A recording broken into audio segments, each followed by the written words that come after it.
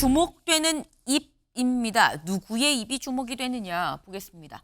증언대 서는 군 장성들, 윤 면전서 내란 수괴 지목하나. 오늘 헌법재판소의 윤 대통령 이 탄핵 심리 5차 변론 기일입니다. 오늘 군 장성들이 많이 선다라는 거죠. 증언대에 뭐 여인영 전 방첩사령관 그리고 이진우 전 수도방위사령관도 나오고요.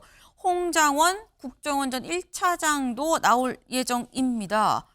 근데 이들이 오늘 증언대에서는 이들이 앞서서 뭐라고 얘기를 했었느냐 잠깐 들어보고 오시죠. 윤석열 대통령으로부터 지시나 전화를 받은 적은 있습니까? 한 차례 정도 오셨는데 오셔서 똑같은 걸 물어보셨습니다. 어떤 걸 물어보죠? 거기 상황이 어떠냐. 네. 그래서 똑같은 얘기를 했습니다. 굉장히 이제 복잡하고 우리 인원이 이동할 수도 없다. 그랬더니 가만히 들어보시다가 알겠다고 하시고 더 전화 끊으셨습니다.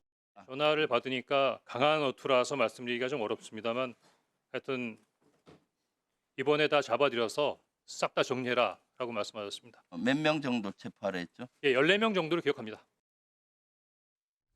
네, 지금 홍장원 전 차장과 이진우 전 사령관의 이 얘기를 지금 직접 들었는데 사실 이러한 발언들을 토대로 이 수사기관에서 그래서 검찰이 공소장에 내란 수괴다, 윤 대통령이 내란 우두머리다라는 혐의로 지금 윤 대통령이 좀 기소를 한 상황이거든요. 근데 그렇다고 한다면 장윤미 변호사님, 윤 대통령이 오늘도 출석을 할 겁니다. 그럼 윤 대통령이 있는 자리에서 사실상 윤 대통령이 내란 우두머리입니다라는 취지의 앞선 지금 저희가 들은 것 같은 이런 진술을 할 것이냐라는 거죠. 할 것입니다. 왜냐하면 것이다. 이미 국회에서 또 선서를 하고 본인들의 재판에서 일관되고 구체적으로 이야기하고 있거든요. 어제 공개된 윤석열 대통령의 공소장에도 이진우 수방사령관 같은 경우에는 총을 쏴서라도 문을 부수고 들어가서 끌어내라라고 했다라고 구체적으로 들어갔습니다.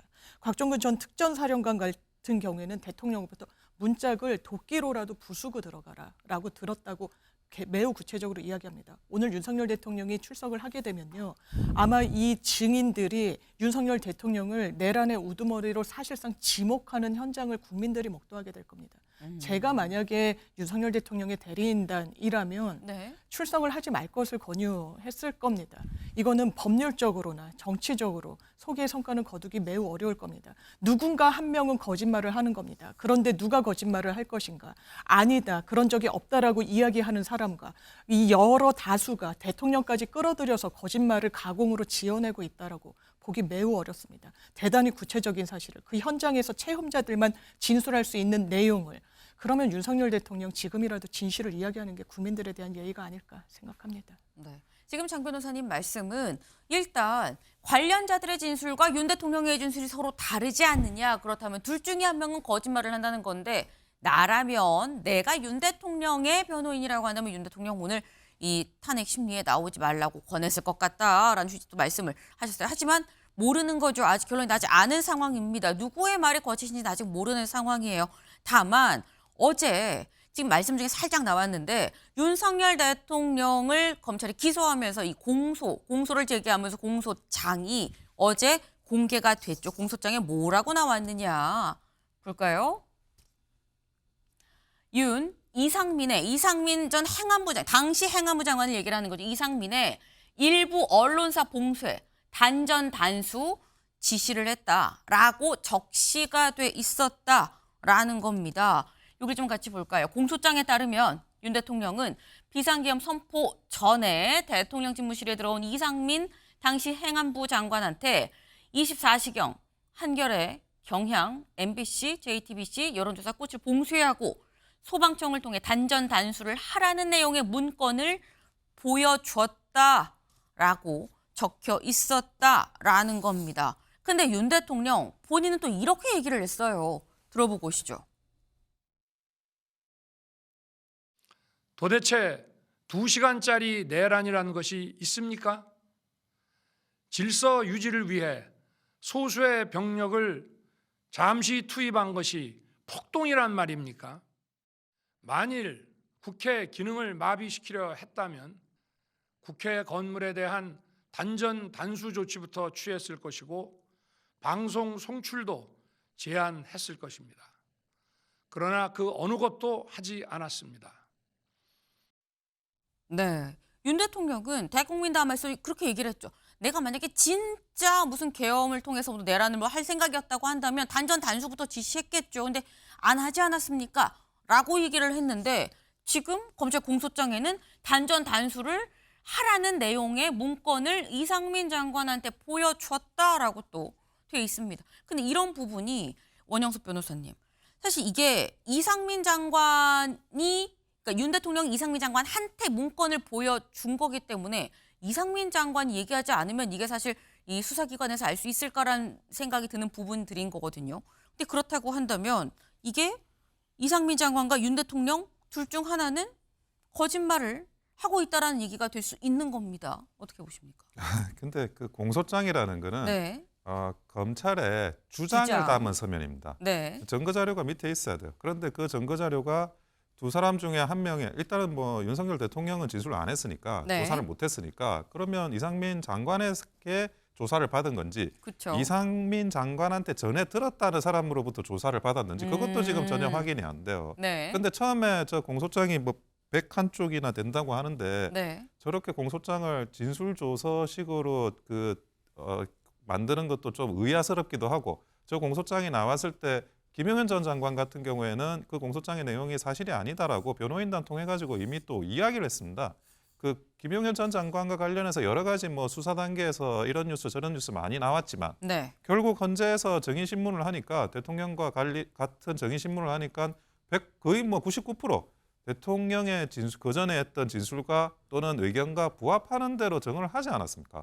그러니까 저 공소장만 가지고 이것이 이렇다 저것이 저렇다 전혀 알 수도 없고 그리고 그 증거 자료들이 만약에 피고인이 부동의를 하면 쓸 수가 네. 없어요. 다 증인 신문해야 됩니다. 결국 헌재에서 지금 어떤 분들이 나와가지고 증언하느냐 그게 중요한데 이분들도 이 홍장원 차장은 진술이 계속 바뀌고 있어요. 그리고 나머지 장군들은 네. 처음에 진술한 그 대정부 질문 이후에는 그 포괄적인 진술 거부권을 지금 행사하고 있는 상황입니다. 그러면 지금 이제 처음 그 증언을 하는데 과연 이게 이 적절한 그런 그 맞는 증언이 이루어질지는 그거는 지켜봐야 된다는 거죠. 지금 말씀은 앞서서 김용현 전 장관이 헌재에 직접 심리에 나왔을 때 윤 대통령이 하는 얘기와 사실상 거의 싱크로율 90% 이상에 가까운 얘기를 하지 않았기 때문에 오늘 무슨 얘기를 하느냐가 중요한 것이지 그 이전에 썼던 얘기가 과연 중요하겠느냐. 원점에서 다시 좀 오늘부터 봐야 된다라는 취지의 말씀을 또 하셨어요. 근데 지금 말씀하신 그 김용현 전 국방부 장관, 김용현 전 국방부 장관에 대해서 공소장엔 또 이렇게 나와 있습니다. 다음 기사 볼까요? 김용현 병력 1000명 미만 보고하자 윤 그 정도면 되겠네 라고 얘기를 했다라는 거예요. 김용현 전 장관이 우리가 지금 가용할 수 있는 이 인력을 좀 따져보니까 1000명이 좀 안 됩니다. 1000명 미만입니다. 그러니까 그 정도면 되겠어. 국회랑 선관위에 투입하면 되겠네 라고 얘기를 했다라는 겁니다. 그런데 김용현 전 장관이 헌재에 나와서 변론에서 또 이렇게 얘기를 했었거든요. 잠깐 들어보고 오실까요?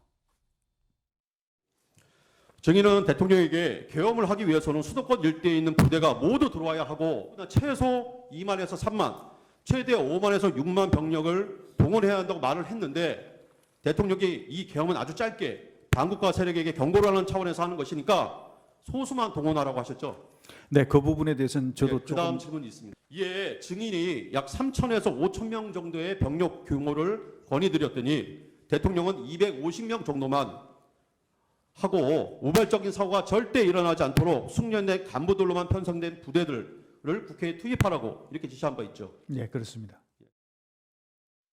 네. 지금 사실 김용현 장관이 이렇게 얘기를 하니까 윤 대통령이 이렇게 얘기했다. 이 두 사람이 대화한 내용은 결국 두 사람만 알 수 있는 내용인데 윤 대통령이 지금 사실상 조사를 받지 않은 상황이기 때문에 결국 김용현 전 장관이 처음 검찰에 나와서 얘기를 한 내용들을 토대로 아마도 이게 쓰여지지 않았을까 하는 추측이 가능합니다. 근데 검찰 공소장에는 이렇게 적혀 있으니까 다시 말해서 김용현 전 장관이 검찰에 나가선 병력 1000명 미만입니다. 그러니까 그 정도면 되겠네라고 얘기를 했다라고 검찰에 가서 얘기를 했는데 근데 헌재에서 다시 얘기할 때는 250명 정도라고 또 얘기를 했었다라는 거죠. 장 변호사님. 그럼 김용현 전 장관이 검찰에 가서 한 얘기와 헌재에서 한 얘기가 또 다르다는 거냐라는 생각이 들어요. 그래 보이죠. 왜냐하면 김용현 전 장관이요. 처음에는 네. 계엄에 대해서 사과했습니다. 그리고 영장실질도 나가지 않았어요. 방어권 포기하겠다는 취지였었거든요. 네. 그런데 윤석열 대통령의 옥중 메시지 그리고 체포되기 직전에 이런 강화된 지지층한테 소구하는 메시지를 보고 완전히 180도 달라졌습니다. 말씀 주신 대로 이 진술은요. 김용현 전 장관이 아니면 나오기 어려운 부분입니다.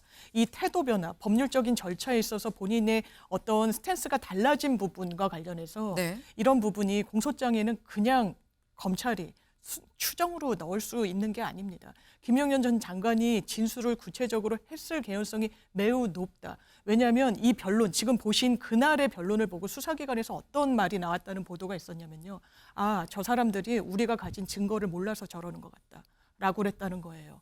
그러면 진술이 진술만 있습니까? 녹취도 있을 수 있고 네. 여러 굉장히 확실한 물증을 가지고 어쨌든 공소장에 넣어놨는데 공소유지가 되지 않는다고 생각하면 넣기 어려운 사실관계들이에요. 병력을 몇 명을 했느냐는 또 이 내란죄와 관련해서 아주 밀접하다고 보기는 어려울 수도 있습니다. 병력 투입 자체는 완전히 확인이 되는 사안이니까요. 네. 그럼에도 불구하고 넣었다는 건 누군가 거기에 대단히 주되게 책임을 갖고 있는 지위에 있는 사람이 신빙성 있는 진술을 했다라고 보여지는 거죠. 그건 아마 김용현 전 장관일 겁니다. 네. 지금 말씀은 김용현 전 장관의 입장이 바뀌어서 헌재의 진술이 바뀐 것이지 여기에 대해서 신빙성이 있다 없다를 얘기할 수 있는 상황은 아니지 않겠느냐. 좀 더 지켜봐야 된다라는 말씀을 하셨어요. 그렇기 때문에 오늘 있을 5차 이 헌재의 심리, 이 여기에 나오는 여인영, 홍장원 그리고 이진우 이 전 사령관이 뭐라고 얘기할지가 더 주목되는 이유기도 합니다. 다음 키워드로 넘어가 보죠.